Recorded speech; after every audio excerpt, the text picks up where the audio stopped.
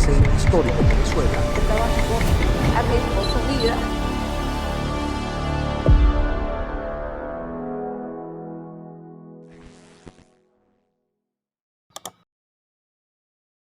Los testimonios y opiniones emitidos en este espacio representan únicamente el punto de vista de los entrevistados, quienes dan fe de la autenticidad de los hechos.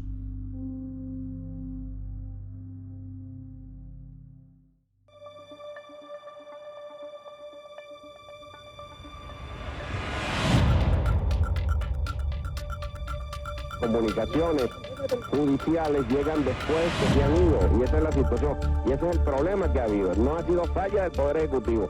Y lo que pasó allí fue un acto de complicidad, una impunidad. Afecta bastante porque es el ahorro de 18 años de mi trabajo. Malísimo, malísimo, señora. Guerra frontal contra el despilfarro y la corrupción en todos los sectores de la economía. Cunde la pobreza, cunde la anarquía si el Estado venezolano no asume su responsabilidad. La semana pasada operaron a mi esposo y no tengo con qué pagar la clínica. A ver qué hago.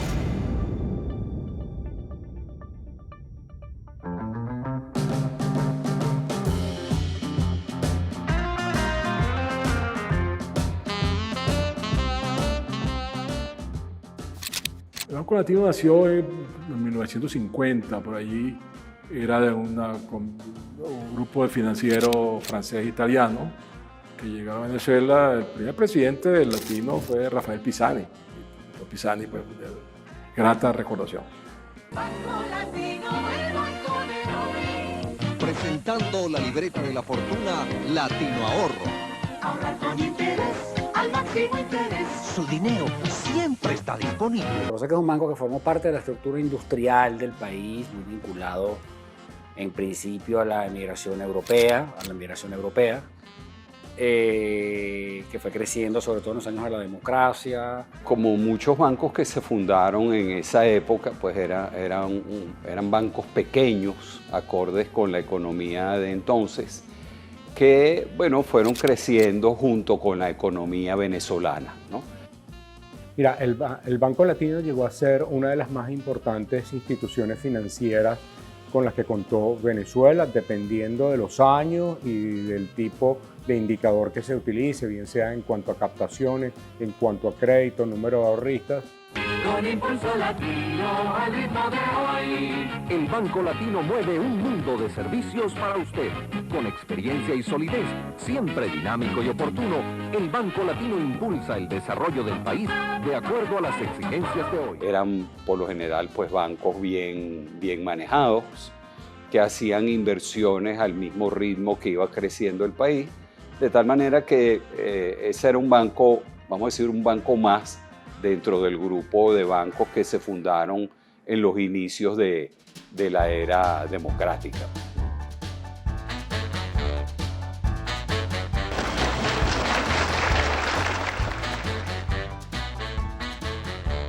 Era un banco muy incumbente, con muchísima presencia de publicidad, con una enorme cartera de crédito.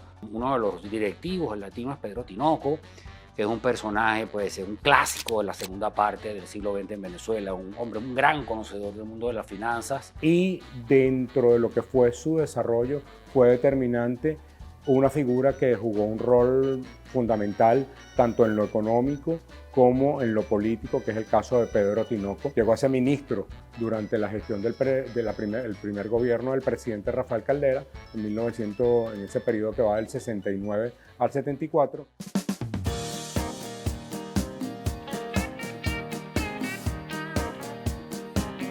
El Banco Latino era primero el sexto banco en el país y luego pasó al segundo en época de gestión de Pedro Tinoco como presidente del banco.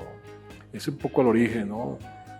Fue producto de fusiones, cambiaron el nombre, latinoamericano, Banco Latinoamericano, finalmente terminó como Banco Latino, ¿no? Pudiéramos hablar de diferentes épocas del Banco Latino, ¿no? Y hay una determinante, que es a partir del momento de que llega el gobierno de Carlos Andrés Pérez. Ciudadano Carlos Andrés Pérez, ¿jura usted cumplir los deberes del cargo de presidente de la República y cumplir Mira, en 1988 gana Carlos Andrés Pérez su segunda presidencia y llega con un programa de reformas que fue lo que se llamó el Gran Viraje. El Gran Viraje empezaba por una reducción progresiva de los subsidios, contemplaba una reducción de aranceles, el libre comercio, el propiciar, digamos, que los empresarios nacionales se enfrentaran pues, a competir en el exterior y en su propio mercado, y en general todo un proceso de desregulación económica orientado también a fomentar la inversión extranjera. También implicaba un proceso de privatizaciones que se comenzó a dar prácticamente desde inicios del propio gobierno del presidente Pérez, a través de distintos mecanismos que tuvo esa privatización, y que quizás tuvo su emblema principal con lo que se hizo con la CanTV. Y dentro de ese programa de reformas, que fue un programa bastante complejo y muy ambicioso, se contempló un proceso de liberalización del sector financiero. Entonces, digamos que Venezuela estaba entrando a un programa de reformas ambiciosa para tratar de estabilizar una economía que venía mal desde finales de los años 80 y no le fue del todo muy bien.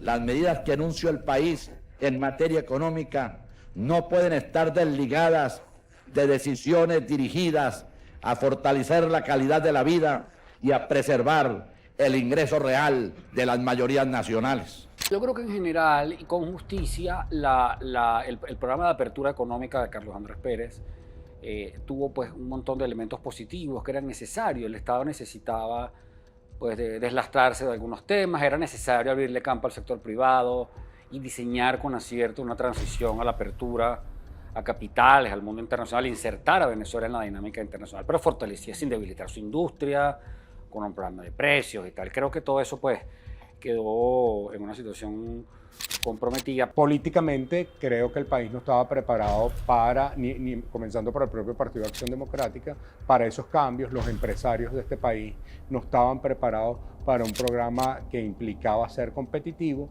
pero desde el primer año si bien ese primer año tuvimos unas cifras de inflación que hoy resultan bajas para las que hemos tenido después, pero en ese momento la inflación de 1989 llegó al 80%. Por otro lado, un sistema financiero trabajando en un ambiente de inflación muy alta, al que no había estado acostumbrado, había estado acostumbrado a niveles de inflación mucho más bajas, y además manejando un clima de incertidumbre política muy grande, en donde el nerviosismo de los depositantes podía llevar rápidamente a una disminución de los depósitos o a esos cambios de expectativas, a tener que reaccionar frente a lo que los clientes bancarios solicitaban.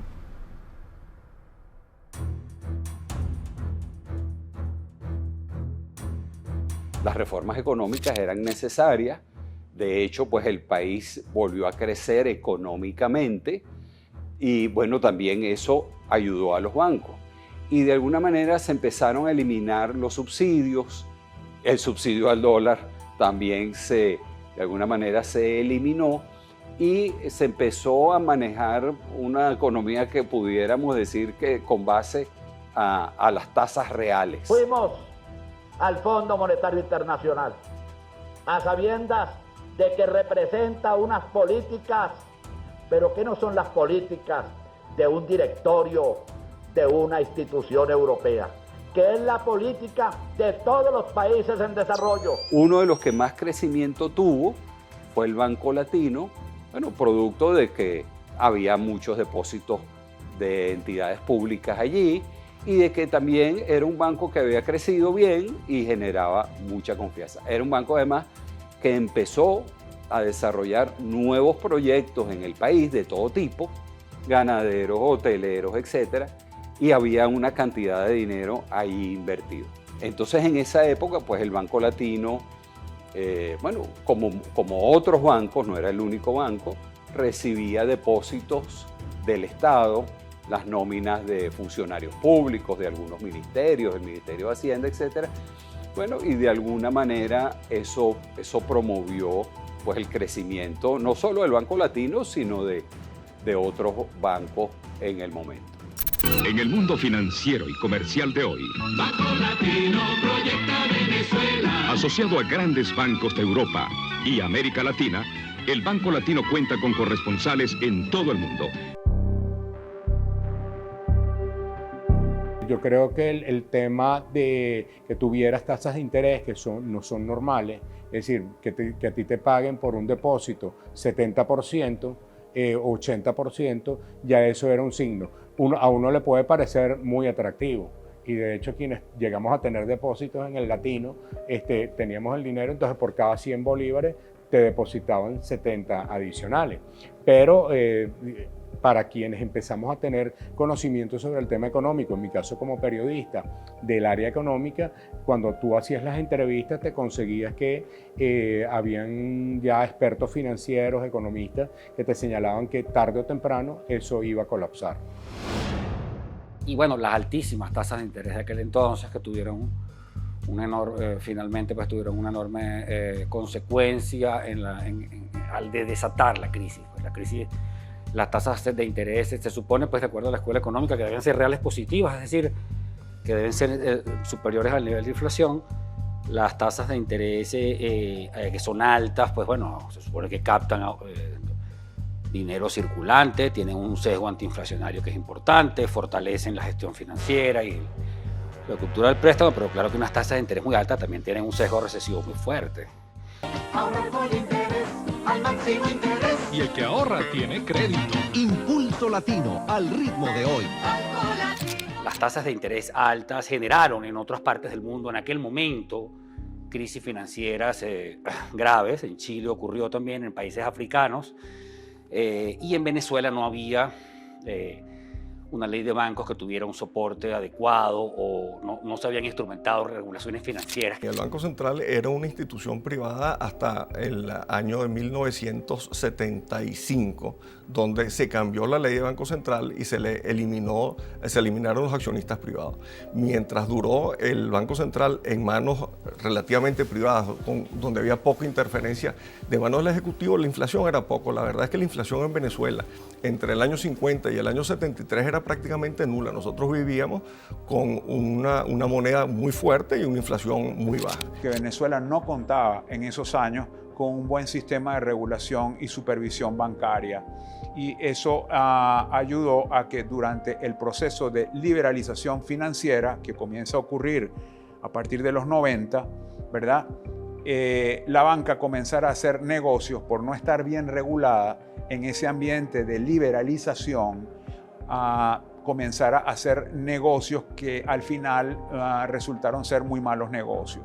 Exagerados préstamos al sector construcción, préstamos a empresas vinculadas a estas sociedades bancarias, movimientos de los recursos del banco hacia la banca offshore sin ninguna prevención o sin medidas preventivas.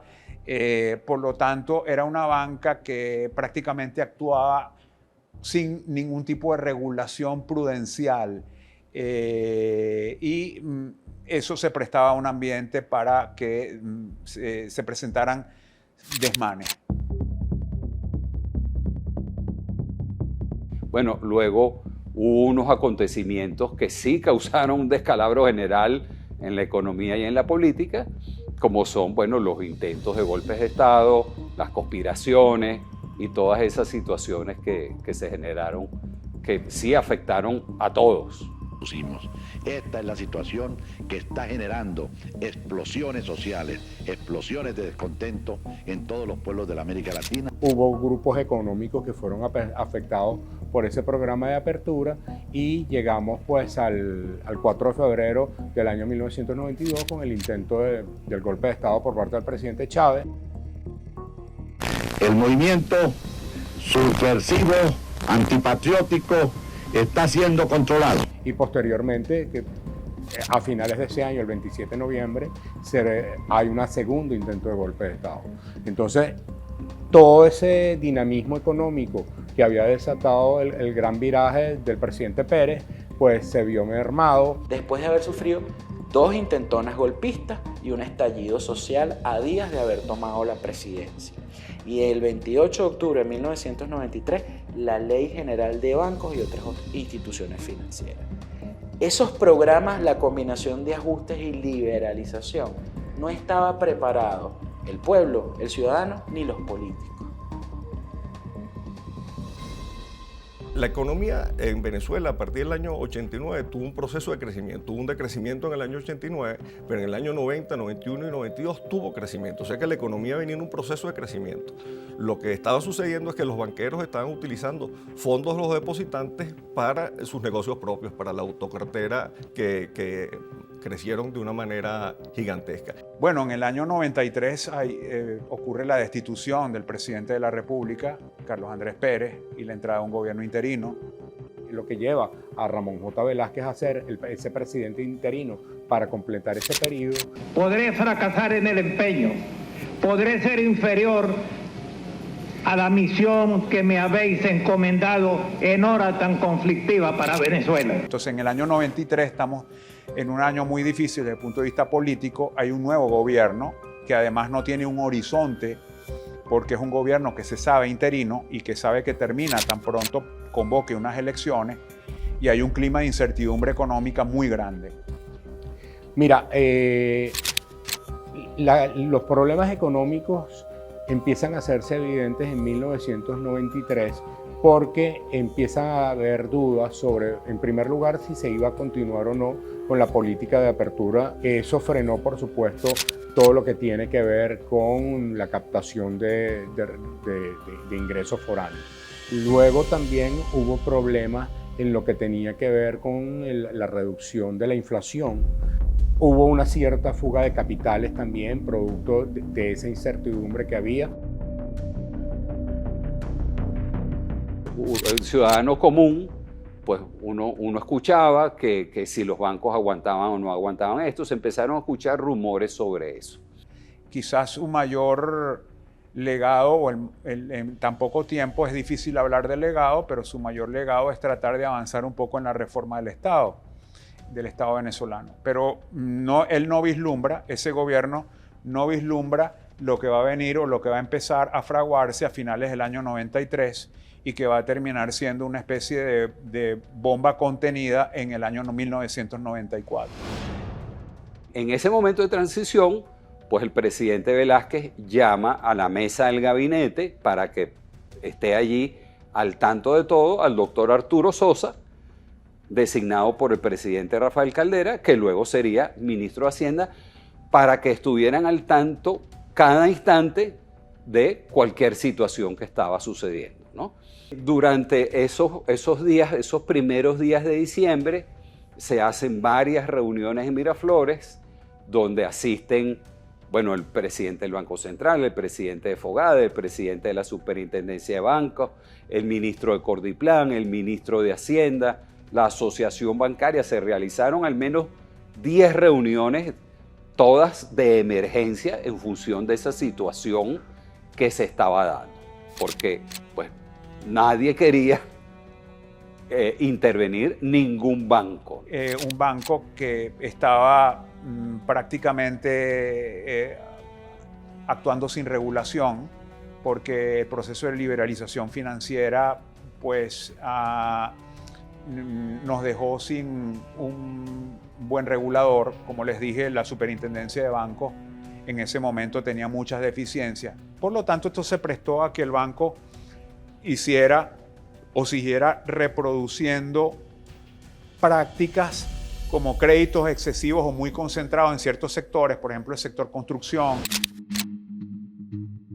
La supervisión es clave, pero quienes estén dentro de los organismos supervisores tienen que tener una visión técnica apolítica, porque cada vez que se ha relacionado la política en Venezuela con los bancos, ha habido una crisis.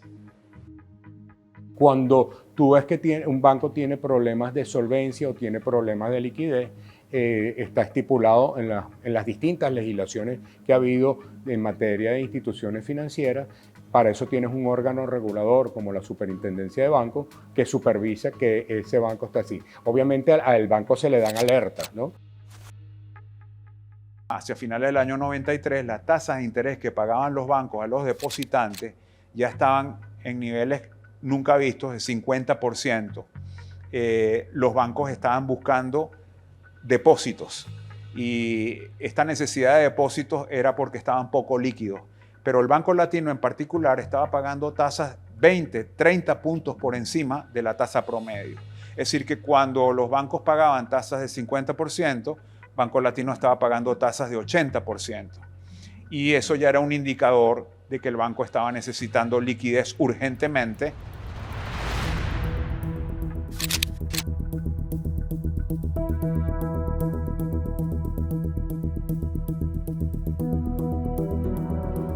Realmente es una situación crítica para mí y para muchos otros que están en la misma situación mía.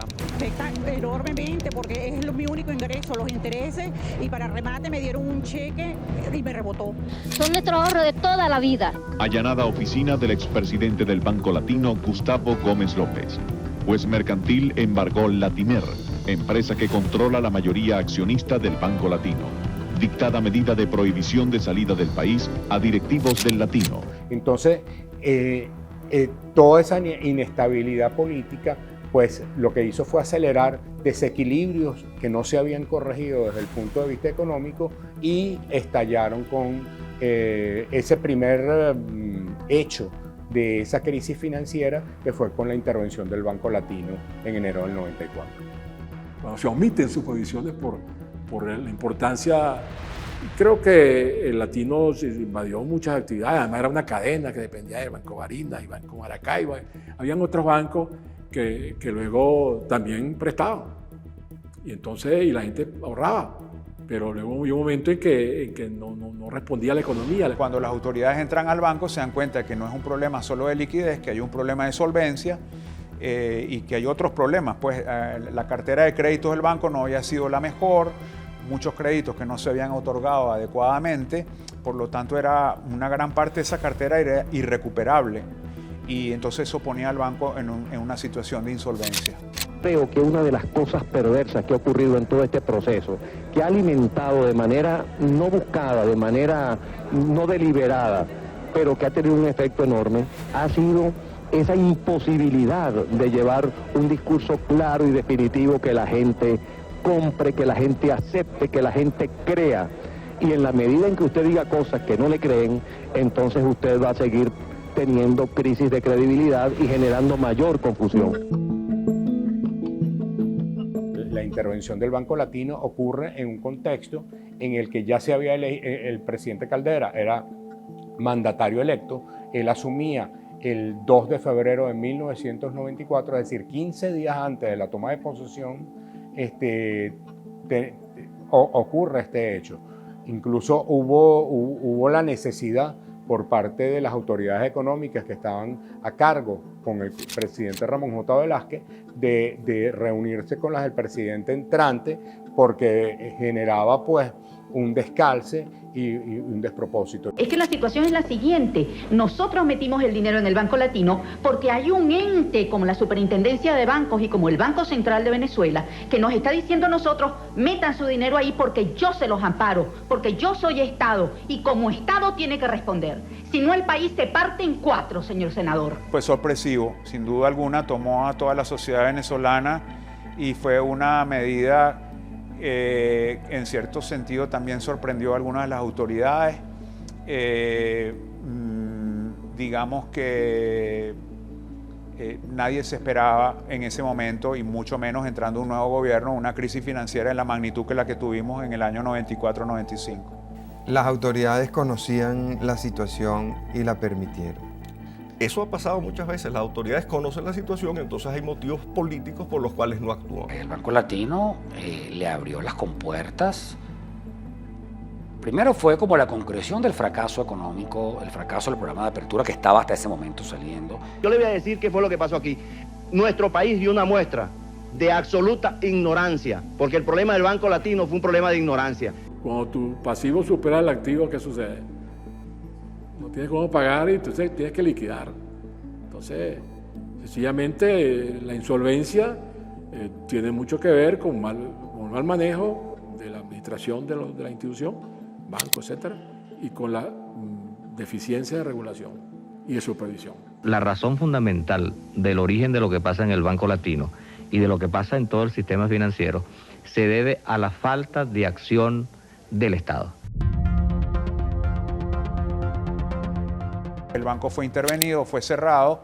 El que el banco haya sido cerrado fue una acción que a posteriori, una lectura a posteriori, pues le hace ver a uno que quizás fue un error, porque lo que hizo fue repotenciar el pánico y hacer que los depositantes inmediatamente comenzaran a evaluar sus posiciones en las distintas entidades financieras.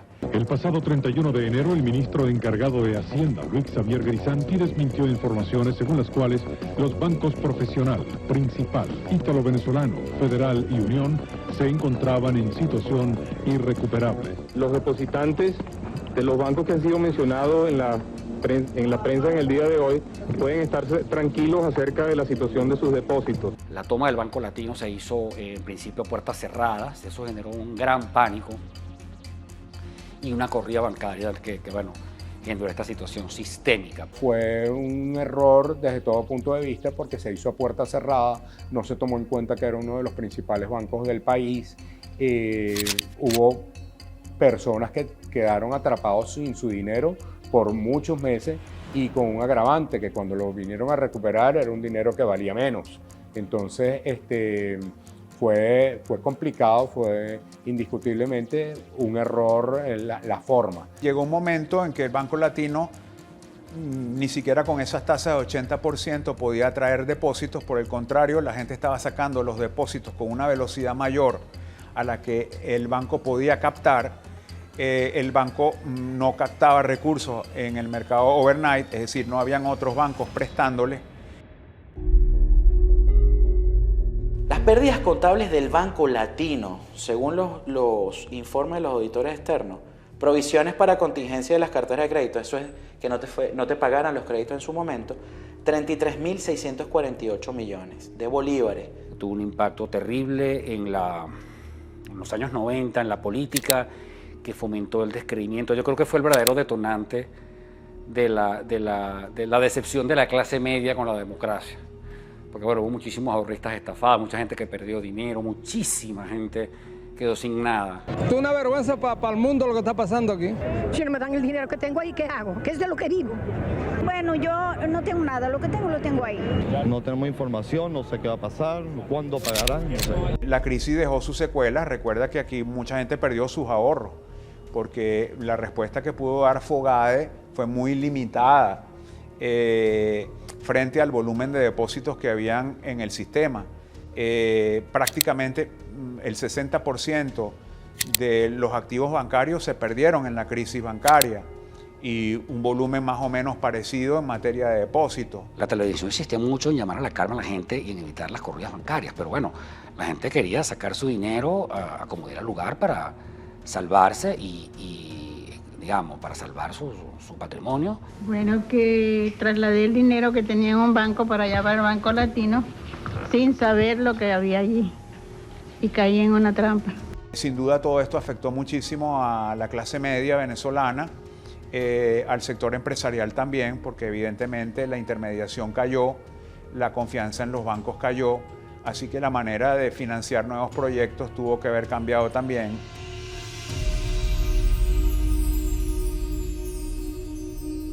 Todos lo sufrimos porque hubo gente que su dinero, sus ahorros se le quedaron allí, pero también muchas inversiones que se estaban desarrollando con crédito del Banco Latino que se quedaron paralizadas y bueno, vamos a decir, hubo de alguna forma un colapso social que trajo más adelante y un colapso económico.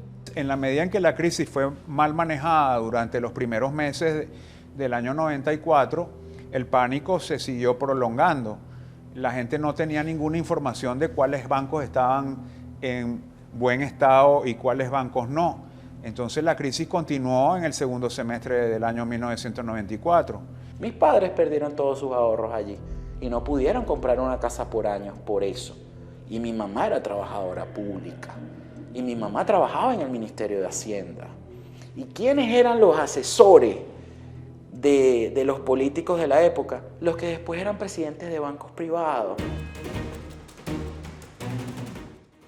La Junta de Emergencia Financiera anunció que los depósitos del público de los bancos estatificados Principal, Ítalo Venezolano y Profesional serían trasladados a los bancos Consolidado, Latino y Venezuela, respectivamente. La medida, según la Junta, busca preservar los intereses de los depositantes.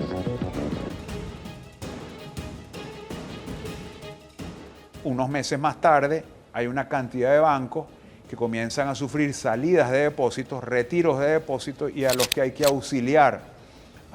Y frente a esta circunstancia, entonces FOGADE, que es la institución o era la institución encargada de auxiliar financieramente a los bancos, pues se ve muy exigida. Hay que recordar que las instituciones financieras están obligadas por ley. En ese momento se publicaban los balances en lo que eran los periódicos que desaparecieron. Pero empezaron a haber alertas de que no era un problema solamente del Banco Latino, sino que era un problema en general de una buena parte del sistema financiero. Entonces todo el mundo llegó a hacerse las preguntas de ¿qué pasa con mi banco? El Banco Latino fue la espoleta de la crisis, fue el comienzo de una situación que, bueno, arrancó una secuencia ininterrumpida, duró un buen rato pues, de quiebras con pequeños momentos de tranquilidad. Solicitaba la apertura de una averiguación sumarial sobre las causas que motivaron la estatificación de los bancos Ítalo Venezolano, Profesional y Principal. Y aquí hubo otra lección muy importante que aprender, porque se comenzaron a auxiliar prácticamente en forma indiscriminada a una gran cantidad de bancos, y al final del día ese fue otro aprendizaje que hubo que tener, porque ese no fue tampoco el mejor enfoque, porque no se removieron las juntas directivas de estos bancos, se comenzaron a auxiliar estos bancos, eran bancos más pequeños que el Latino. Entonces, cuando te das cuenta de que se otorgan unos auxilios financieros a 7 bancos y tú tenías dinero ahí, la gente no le dio confianza a eso y la gente lo que hizo más bien fue aprovechar que hacían esos depósitos que se hicieron a través de toda la estructura del sistema financiero público, y ya ni sencillamente lo que hizo fue retirar su dinero. Recuerdo ahí a los bancos como el Banco de Maracaibo, Banco Táchira, Banco Barinas, Banco Amazonas. Todos estos bancos comenzaron a recibir auxilios financieros, pero sus juntas directivas no fueron removidas. Así que cuando recibían estos recursos comenzaron a hacer cualquier cosa, lo que ellos consideraban eran prioridad, y la prioridad no estaba en los depositantes, y lamentablemente el manejo de esos recursos no fue el mejor posible, ¿no? Ya por ejemplo en el año 95 había otros bancos que entonces, bancos pequeños que desaparecieron, el Banco Empresarial, el Banco Principal, el Banco República. O sea, fue de verdad una especie de dinamita en continuidad, pues, hasta que finalmente aquello quedó conjurado. Hubo bancos que sí se liquidaron totalmente y ya hoy solamente quedan como un recuerdo en el nombre. Los auxilios financieros que otorgó Caldera intentando proteger al ahorrista fueron también mal manejados por muchos de esos bancos. De nuevo, muchísimas de esas personas se evadieron de Venezuela y de la justicia por los caminos verdes. Jamás hubo decisiones judiciales de fondo contra los responsables de la crisis financiera, que terminó siendo un fraude público. Desde antes de encargarse este gobierno, desde antes de asumir el presidente Caldera sus funciones, el 12 de febrero del año pasado, ya se había ido un buen lote y se han seguido yendo porque las decisiones han sido posteriores a la salida del país. Y mientras tanto la policía no ha podido hacer nada porque no tiene facultades para eso.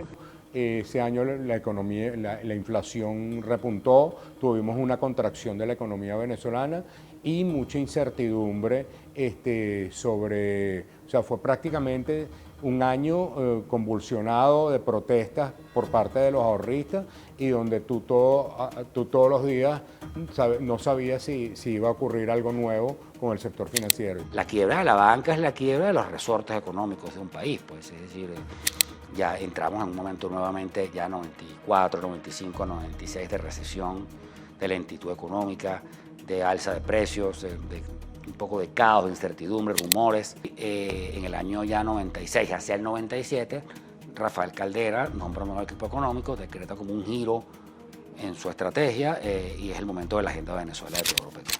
El presidente Caldera toma un correctivo en el año 96 con todo lo que fue el programa económico de la Agenda Venezuela de abril del año 96, liderado por Teodoro Petro. Y entonces, bueno, digamos, todos esos errores que cometió el segundo gobierno de Caldera, pues fueron en buena medida, se revirtieron a partir de abril del año 1996, pero fue insuficiente, ¿no? Creo yo que ya en el año 96-97 lo que había era coagulado un hartazgo con la política y con la propia democracia, que le tenía perfectamente también el caldo servido a Hugo Chávez candidato en 1998.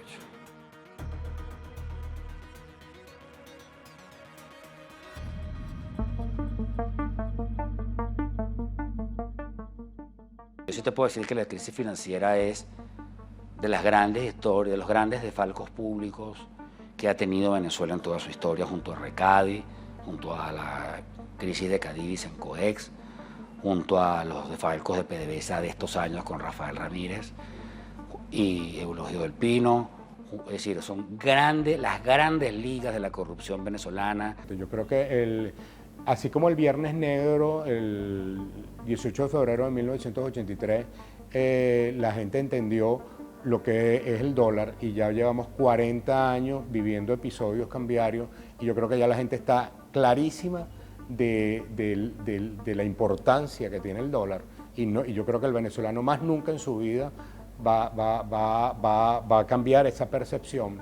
Y yo creo que el tema financiero también marcó, digamos, un entendimiento, aun cuando ya prácticamente hay una nueva generación que no vivió ese momento. Un sistema económico estable, sin duda alguna, es de gran ayuda. Buena regulación, buenas prácticas por parte del sistema financiero y una buena supervisión es también fundamental, diría yo que es fundamental, es otro ingrediente que nos ayuda a evitar tener episodios de esa naturaleza. Y la volatilidad, disminuir la volatilidad. Venezuela, por ejemplo, es un caso de una economía con mucha volatilidad. Un año estamos muy bien, otro año estamos muy mal. Bueno, sin duda el contexto económico hoy en día es complejo y afortunadamente los banqueros que tenemos hoy en día como que han aprendido bastantes lecciones del pasado y afortunadamente no ha habido, a pesar de las situaciones económicas, ningún colapso mayor en el sistema financiero. Hay que reconocer que sí hicimos un esfuerzo después de la crisis bancaria de fortalecer a la superintendencia de bancos. Aquí tienen mucho mérito los superintendentes que vinieron después de la crisis financiera por tratar de fortalecer no solamente las normas, sino también al mismo regulador, el personal, el entrenamiento del personal, el modo de trabajar, la relación con los bancos. De alguna manera, pues pienso que han sido muy prudentes manejando pues, los fondos de los ahorristas y los fondos pues, de diferentes entes que estén allí depositados. Yo lo que siento es que cuando un banco crece tan rápidamente como creció el Banco Latino, entonces hay que tener cuidado y hay que saber por qué se está generando ese crecimiento tan rápido y si ese crecimiento puede traerle problemas o incluso puede traer problemas para el sistema financiero o no. Este problema que le pasó al Banco Latino podía haberle pasado quizás a otros bancos. Quizás en el Banco Latino lo que no ayudó fue que no hubo una buena supervisión, no hubo alguien que le pudiera decir al banco, esto no debes cruzar esta raya porque esta raya es peligrosa. El no tener esa posibilidad de una supervisión llevó a que el banco quizás terminara en la forma tan poco feliz como terminó. Para mí es una intervención que para mí es muy malo porque me está perjudicando mucho. Bueno, yo no tengo nada, lo que tengo lo tengo ahí. No tenemos información, no sé qué va a pasar, cuándo pagarán, no sé. No sabemos ninguna información, no sabemos qué va a pasar con el sueldo, con nuestros beneficios, con nuestras prestaciones. También queremos saber cómo van a quedar con nuestro trabajo porque nosotros trabajamos con el público. ¿Qué pasa con mi platica que se va a perder? Vamos a tomar todas las medidas que demuestren una vez más y ratifiquen una vez más que quienes estamos en la junta directiva de esta institución bancaria, para mí y para muchos otros que están en la misma situación mía. Empresas que se iban prestando en sí mismos, que eran de los mismos dueños, y de alguna manera se iban relacionando y venían haciendo lo mismo. Ahí hay una corresponsabilidad de todas las empresas del grupo que usaban al latino y el latino las usaba a ellos.